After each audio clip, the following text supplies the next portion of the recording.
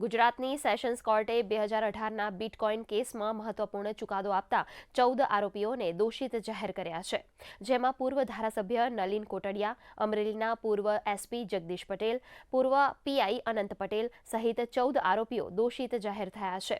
આ ચુકાદો 3 મહિના સુધી ચાલેલી અંતિમ દલીલો બાદ આવ્યો છે।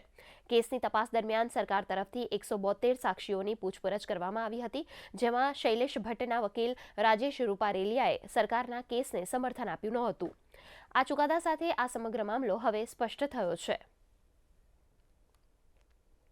ये मतलब कि जो कंप्लेन थी उसमें उस वक्त के आईपीएस ऑफिसर, एक पुलिस इंस्पेक्टर, 9 कांस्टेबल, एक पूर्व धारासभ्य, 2 वकील और एक लेमैन, ऐसे 15 आरोपी थे कुल।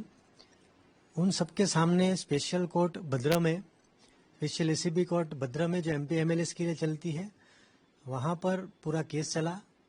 175 विटनेस की जुबानी ली गई और उनमें से आज नामदार कोर्ट ने अपना जो जजमेंट दिया है उसमें नामदार कोर्ट ने 364A को मानते हुए और क्रिमिनल कॉन्स्पिरेसी को मानते हुए इंडियन पिनल कोड की अलग अलग धारा और पीसी एक्ट की अलग अलग धाराओं के तहत सभी को लाइफ इम्प्रिजनमेंट की सजा सुनाई है।